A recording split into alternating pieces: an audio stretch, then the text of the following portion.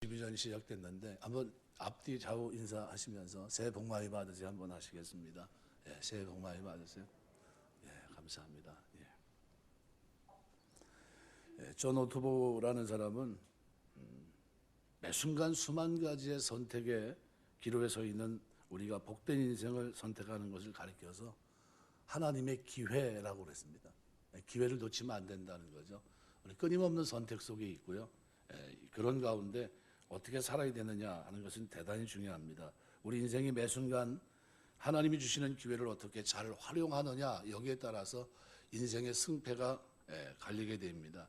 오늘 본문은 성경으로 보면 하나님이 어떻게 하면 우리 인생을 복받는 인생으로 만드는지 알려주는 내용으로 성경 속에 가득 차 있는데 그 가운데 대표적인 본문이 오늘 본문입니다.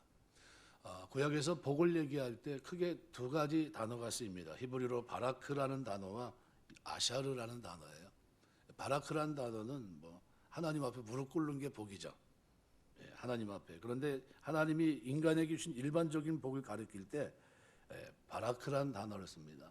그런데 반대로 아샤르란 말은 우리가 아슈레라는 단어를 아마 많이 들어봤을 겁니다.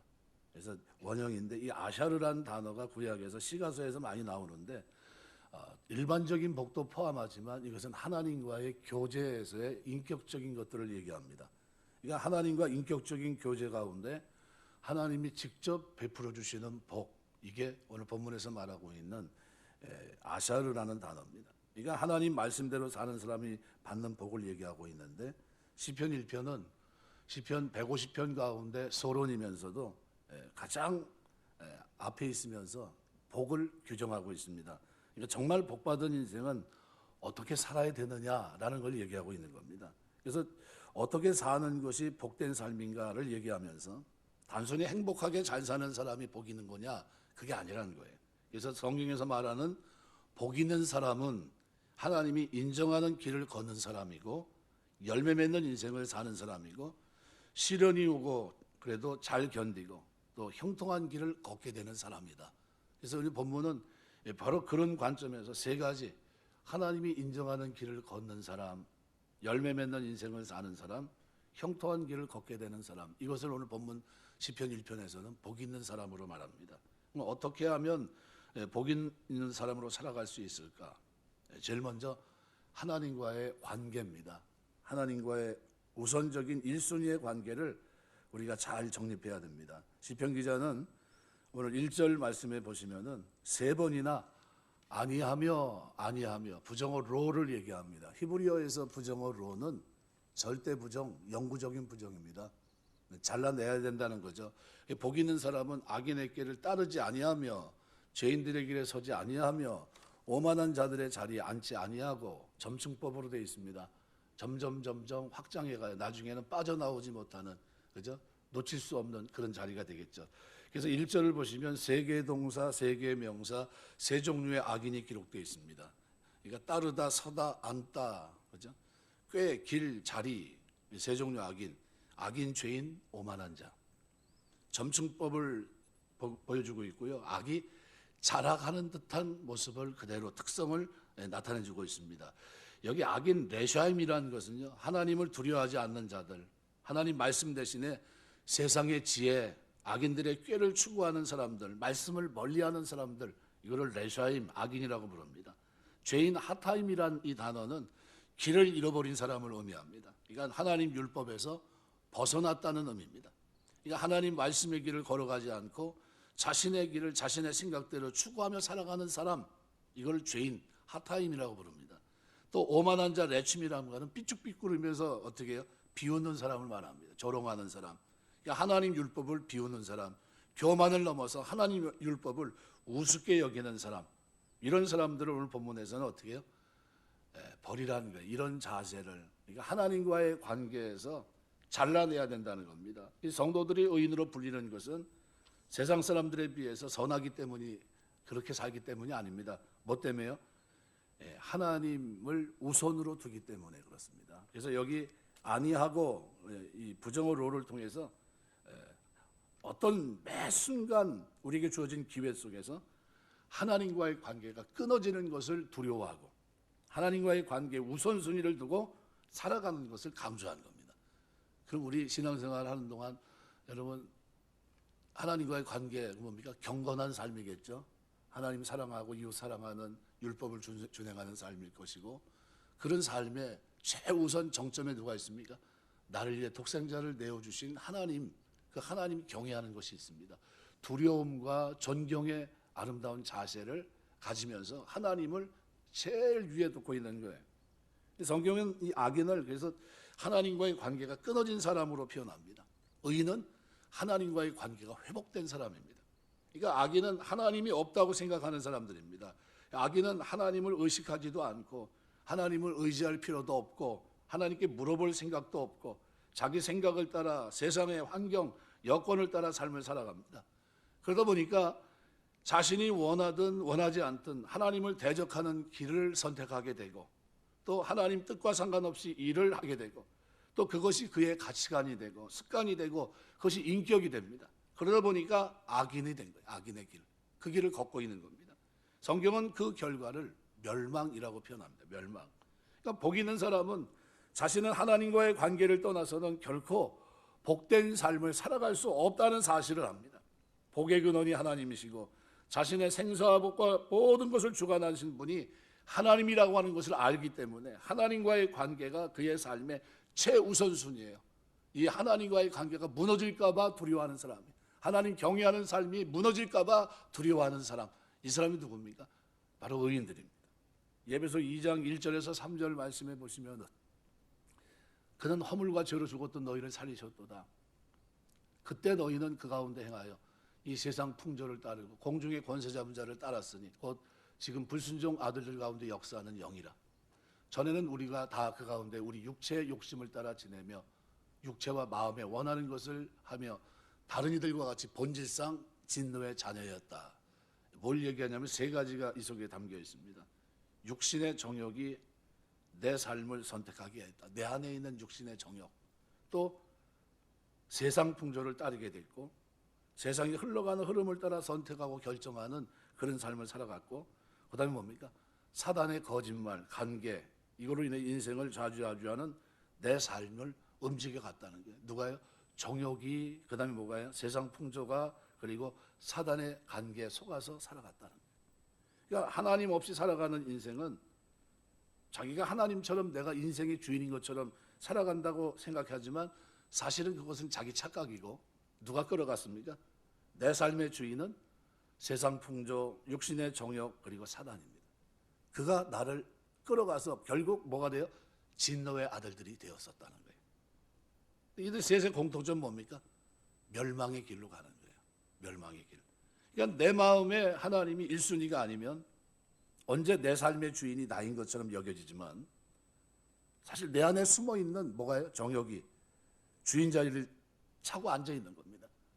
육체의 정욕, 육신의 정욕, 안목의 정욕, 이생의 자랑, 이런 것들이 나를 끌어가요. 또 세상 풍조를 따라 다른 사람들이 인정하고 원하는 길을 자연스럽게 선택합니다. 사람들이 나를 어떻게 생각할까? 외식하게 되고 위선 속에 살게 되고, 결국 그러다가 거짓말, 이간질로 우리를 멸망시키는 사단의 조종 아래 살아가게 되는 거예요. 속이고 남을 또 속으면서 그렇게 살아갑니다. 근데 복 있는 사람은 이런 영적인 원리를 알기 때문에 하나님과의 관계를 1순위에 놓고 하나님이 기뻐하는 길을 걸어간다는 거예요. 그래서 누가 행복한 사람이냐는 거예요. 하나님과 관계가 잘 돼 있는 사람이 행복한 사람이다, 이렇게 얘기하고 있는 거예요. 그러면서 여기 1절에서 바로 결론입니다. 이건 시편 150편의 결론이에요. 그래서 성경 전체에서 이것을 똑같이 얘기하고 있습니다. 뭐가 해결돼야 됩니까? 죄를 잘라버리라는 거예요. 죄를. 절대로 죄가 하나님과의 관계를 어떻게 무너뜨리기 때문에 이 죄를 어떻게 해요? 죄를 없애야 된다. 그러니까 하나님 관계를, 나와 하나님 관계를 훼손시키는 이 죄악의 자리. 그래서 여기 오늘 본문에 보면 악인들의 꾀를 따르지 않고 죄인들의 길에 서지 않고 오만한 자의 자리에 앉지 말라는 거예요. 이걸 철저하게 뭐 때문에요?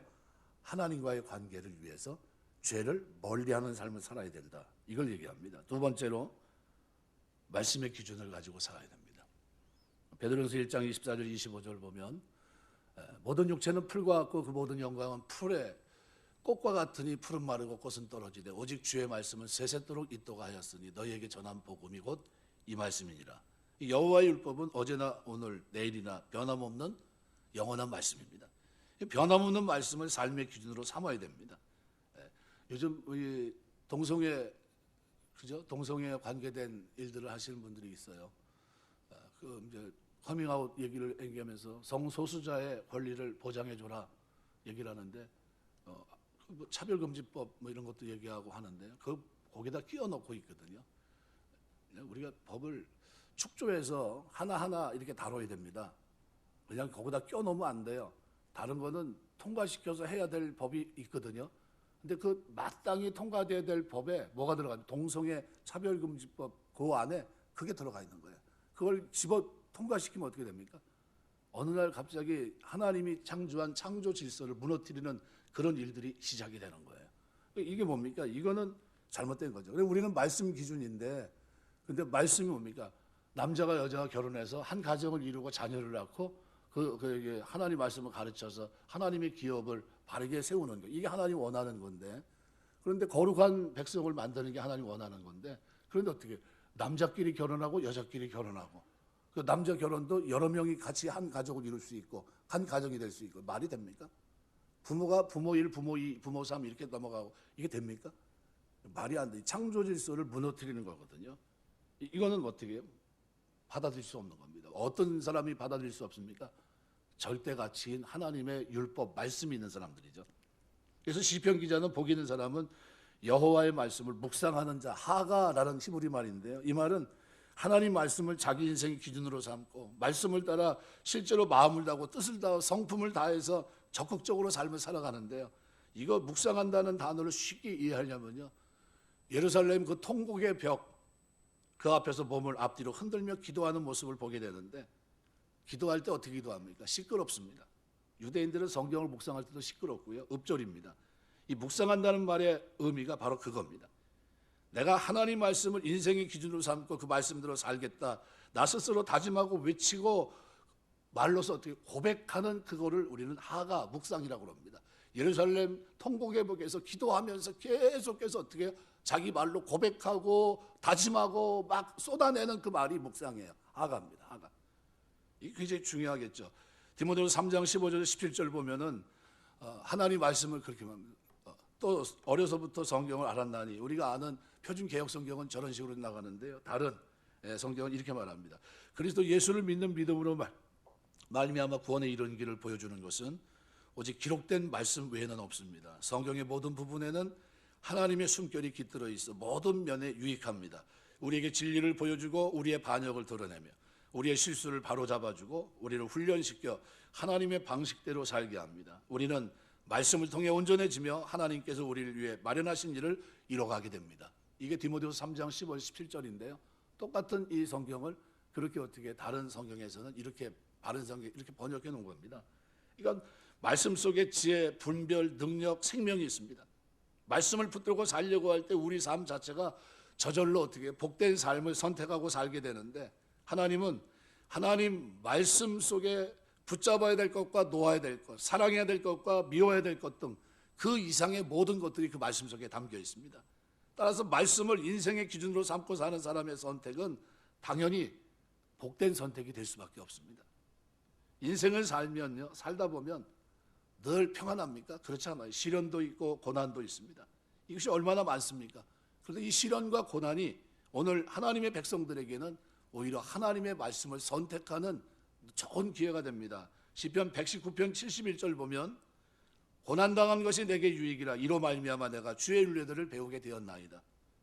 시련과 고난을 통해서 이렇게 살아서는 안 되는구나 하는 것을 깨달았고 앞으로 어떻게 사는 게 진짜 복된 삶인지를 알게 됐다는 겁니다. 시련과 고난을 통해 배웠다라는 거예요. 그래서 우리가 당하는 시련, 고난은 주님이 우리로 하여금 복 있는 선택, 또 지혜로운 선택을 하고 능력 있는 선택을 하게 하시려고 하나님 말씀을 인생의 기준으로 삼도록 훈련하는 그런 과정입니다. 여러분, 우리가 살아가면서 매 순간 하나님의 말씀을 붙들고 사는 여러분 되시길 주의 이름으로 축원합니다. 시편 119편 97절 보면 내가 주의 법을 어찌 그리 사랑하는지요 내가 그것을 종일 묵상하나이다. 종일이라는 게 뭡니까? 날마다예요. 내가 살아가는 동안 아침부터 저녁까지 그죠? 살아가는 모든 동안을 얘기합니다. 묵상한다는 하가는 말 입으로 계속 고백한다는 거예요.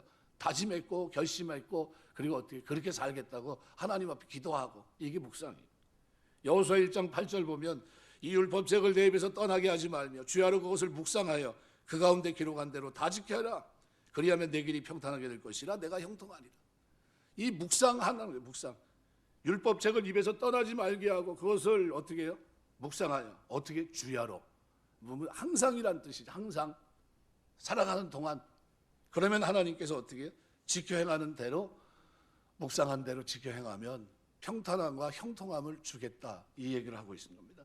그러니까 복 있는 사람은 이 두 가지가 선명합니다. 하나는 하나님과의 이 관계를 어떻게 무너뜨릴까 봐 하나님 제일주의로 살고요. 두 번째 뭐예요? 말씀의 가치를 가지고 살아갑니다. 이게 아주 선명하다는 거예요. 이 선명함이 저와 여러분의 삶에 신앙생활에 있게 되시길 주 이름으로 축원합니다. 이게 선택의 기준이에요. 이게 선택 기준. 그러면 이 선택을 했을 때 그럼 나에게 어떤 일이 일어날까? 세 번째로 하나님 주시는 하늘의 복을 우리가 사모하며 살아가는데요. 하나님이 상상하지 못한 복을 우리에게 주십니다. 이 하나님 주시는 복의 성격을 오늘 본문은 3절에서 얘기하고 있는데 이렇게 표현합니다. 그는 시냇가에 심은 나무가 철을 따라 열매를 맺으며 잎사귀가 마르지 않았더니 그가 하는 모든 일이 다 형통하리로다. 이 두 가지가 이 속에 담겨 있는데요. 하나님은 이런 사람들을 뭐라고 표현합니까? 시냇가에 심은 나무. 팔레스타인은요 한 해 강수량이 한 600mm 됩니다. 600mm. 근데 우기와 건기로 6개월씩 딱 나눠져 있어요. 우기 때 한꺼번에 확 내려버리고요. 그래서 지형이 와디가 됩니다. 와디. 그 물길이 생기면서 모래, 살만한 이 모래톱 같은 게 생기게 되고요. 그 보통 와디라고 합니다. 넓은 평야. 그리고 또 그 건기 때는 어떻게 됩니까? 물이 없어요.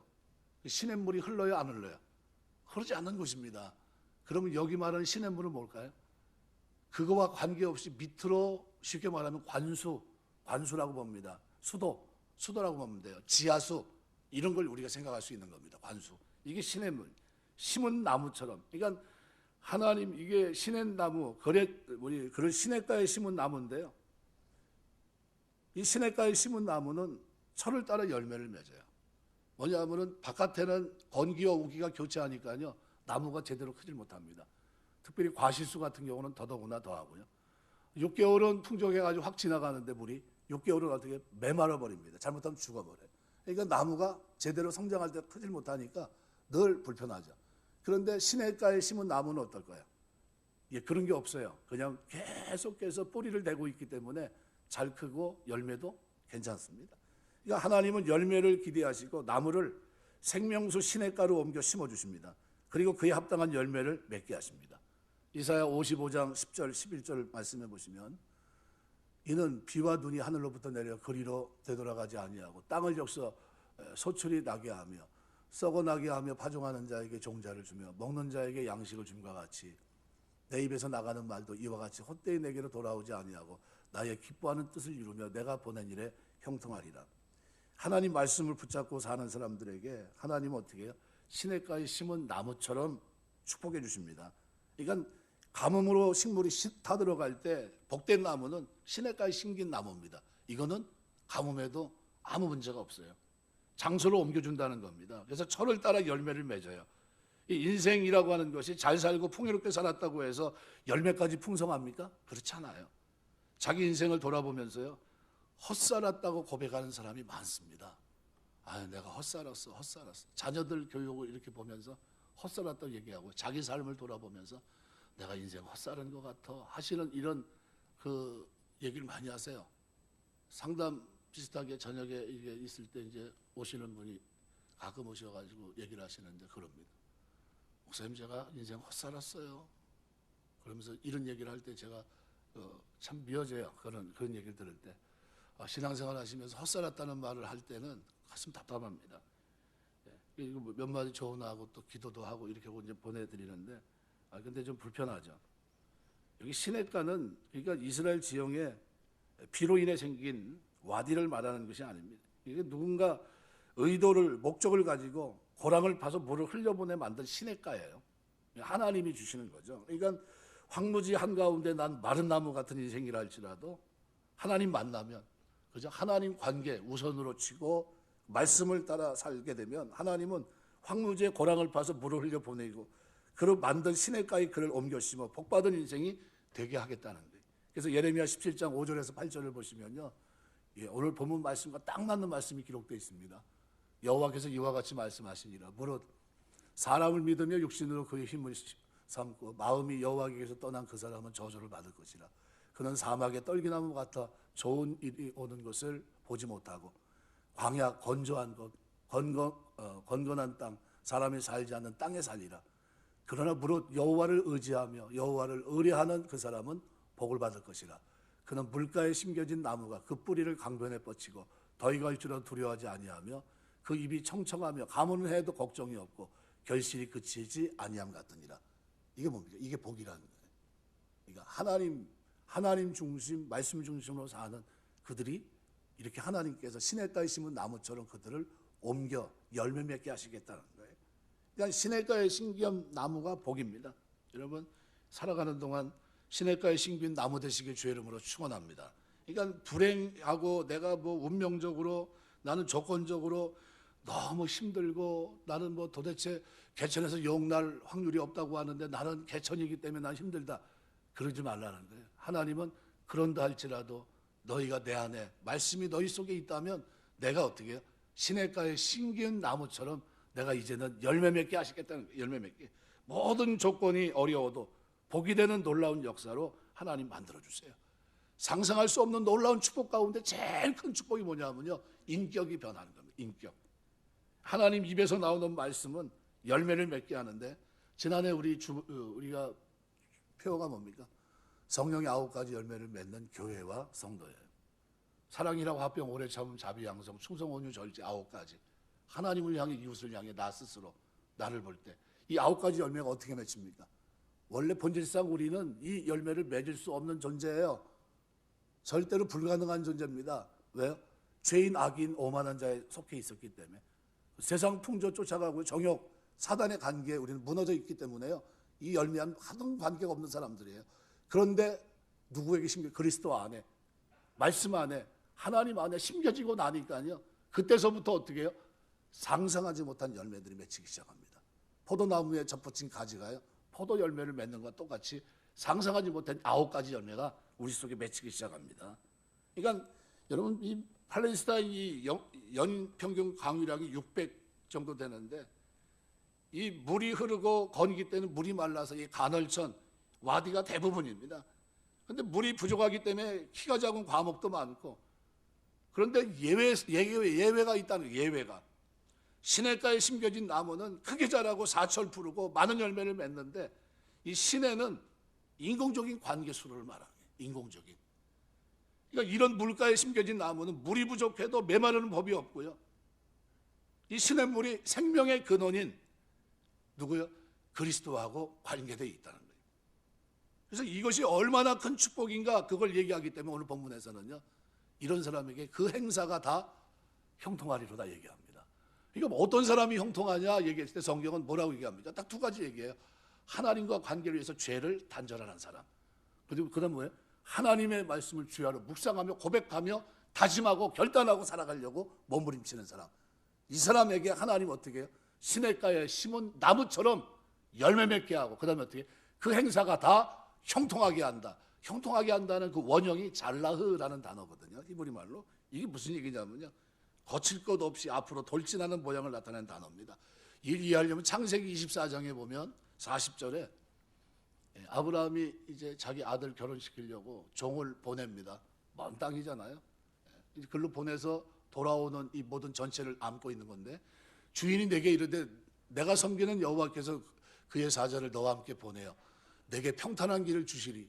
너는 내 족속 중 내 아버지 집에서 내 아들 위에 내 아내를 택할 것이니라.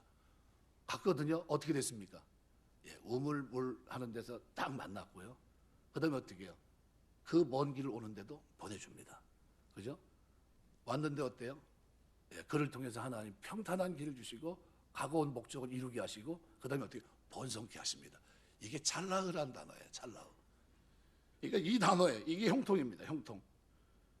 신명기 28장에 보면 축복과 저주를 딱 나눠놓고 있어요. 여호와 율법을 순종하는 자에게 주어지는 축복이 어떤 것을 기록하고 있는데 그 축복을 요약하면 한 단어로 표현할 수 있어요. 그게 뭐냐? 찰나으예요. 평탄하게 하시고 목적을 이루게 하시고 번성케 하는 것. 이게 찰나으입니다. 찰나으. 이게 형통이에요. 근데 이걸 누구에게 주겠다는 거예요? 누가 복 있느냐? 누가 어떤 사람이 복 있는 사람입니까?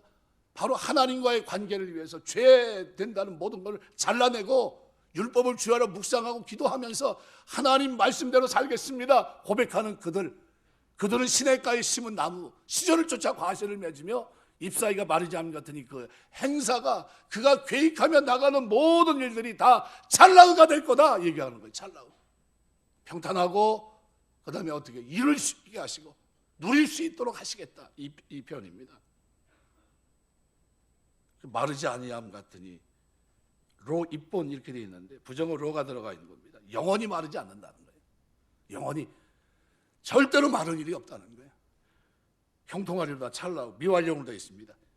의인이 하는 모든 행사, 그가 앞으로 살아가는 동안 그 인생의 모든 영역 속에서 그가 계획하고 나가는 걸음 모든 걸음 속에 하나님이 그로 하여금 찰나의 축복을 주시겠다 얘기하고 있는 거예요.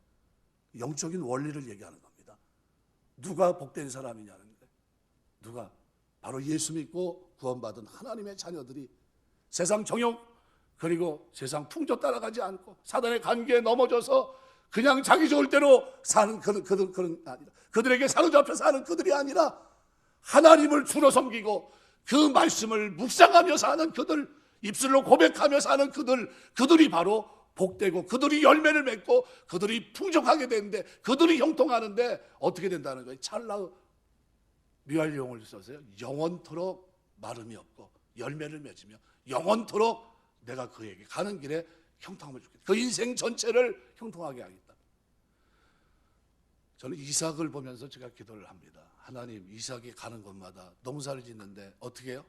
이삭이 원래 농사꾼입니까? 아니요, 집안이 목초 같은 사람이에요. 근데 남의 땅에 가서 농사 졌는데 이삭이 그의 농사 졌는데 몇 배나? 100배. 그거 어떻게 그렇게 된 거예요? 이삭이 능력이 있나요? 그게 아니에요. 이삭이 하나님을 알고 그 다음에 어떻게 해요? 부모 말씀 앞에 순종하고 사는데요. 하나님이 그 길을 어떻게 해요? 형통하게 하십니다. 마치 오늘 모처럼요 열매 맺는 인생이 되게 하세요. 가는 곳마다 그냥 우물을 파고 뺏겼는데 가서 파면 또 우물이 나오고 또 뺏겼는데 가서 파면 또 나오고요. 또 조약값 맺고 났더니 또 파가지고 또 엄청나게. 이다 누가 하나님과의 관계예요. 그게 잘 돼 있는 거예요. 그 흔들림이 없는 관계가요 탄탄한 관계가 되니까요. 말 그대로 일생 살아가는 동안 형통합니다. 우리 교회를 출입하는 영상으로 시청하는 여러분 하나님께 축복하셔서 우리 교회는 이 복이 여러분의 가정 일생 동안 있게 되시길 주 이름으로 축원합니다. 이게 있어야 돼요. 모든 행사가 다 형통하리로다 미완용입니다.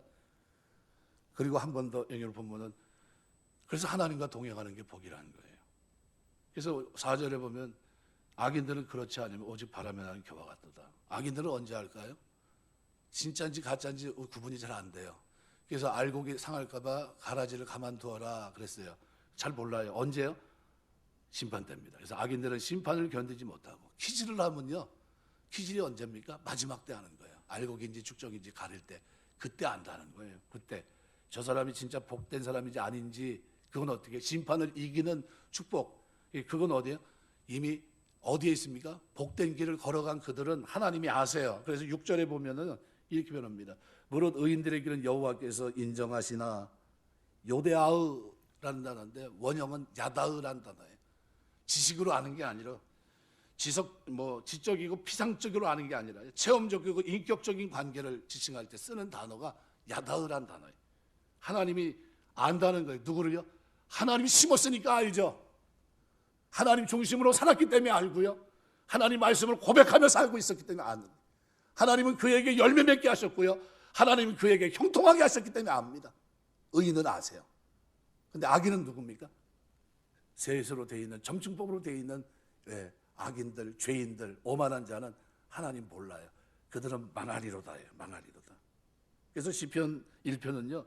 아실의 복으로 시작합니다. 복으로 시작해서 토베드 멸망으로 끝납니다. 근데 히브리어 알파벳으로 본다면요, 아실의 첫 문자가 알레프라는 단어고 마지막 단어, 토베드의 마지막 단어가 타우라는 단어예요.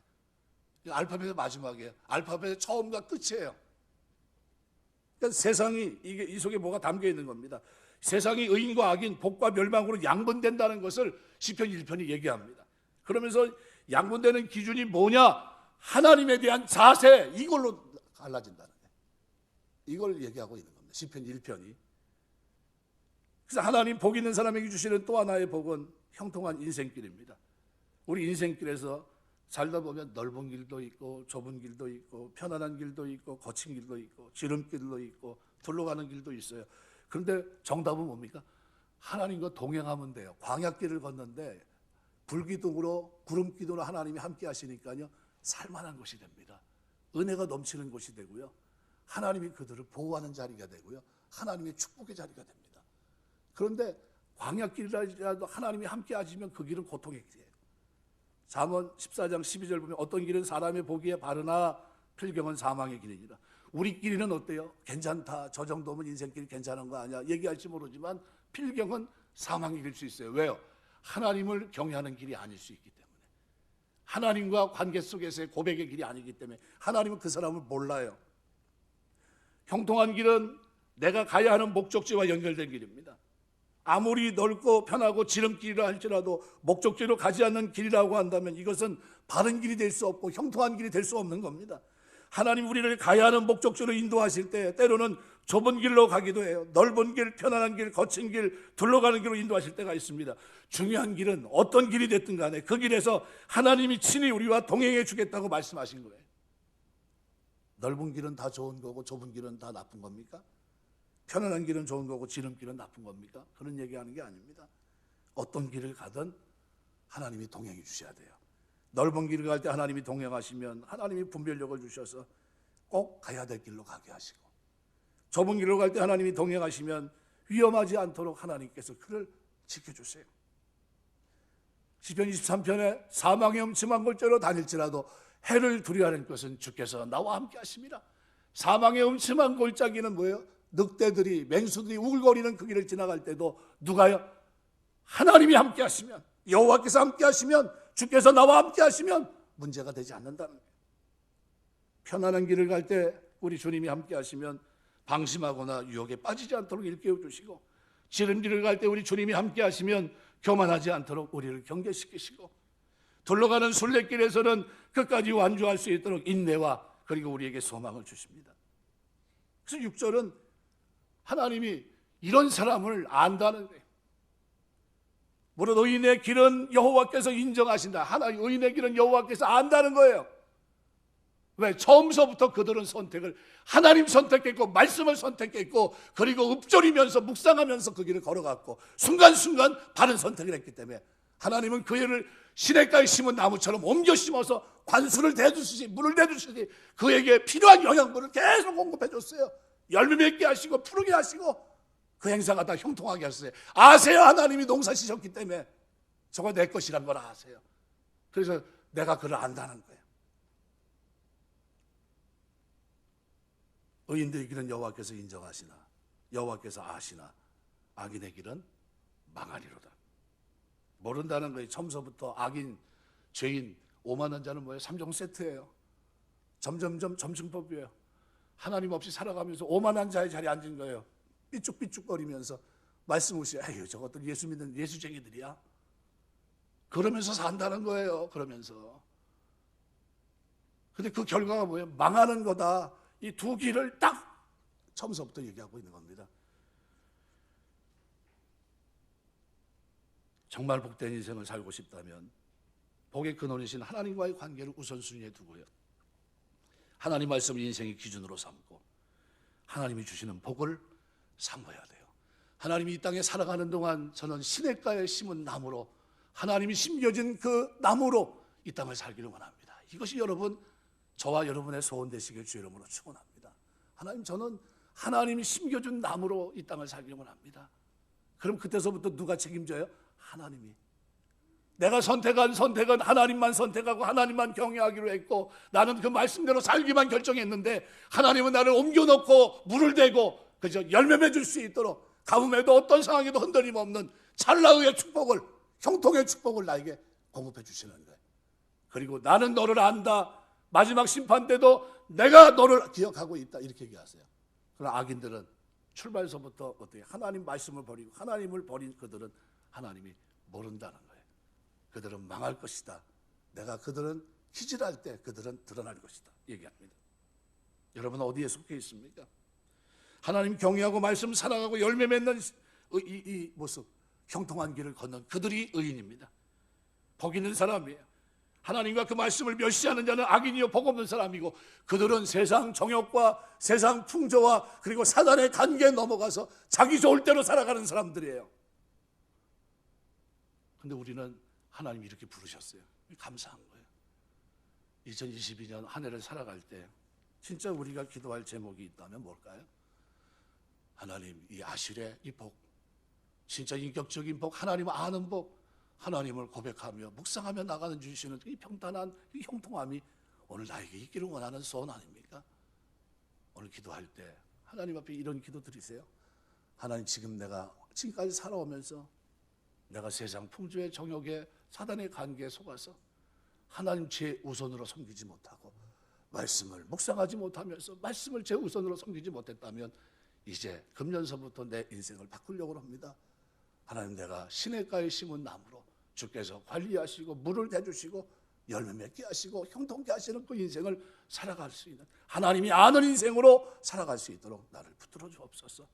이 기도가 저와 여러분의 기도가 되고 소원이 되어서 살아가는 동안 그 형통함을 맛보고 누리며 증거하며 살 수 있는 축복이 오늘 동탄제일교회 출입하는 또 영상으로 예배드리는 모든 분들에게 임하게 되시길 주의 이름으로 축원합니다. 기도하겠습니다.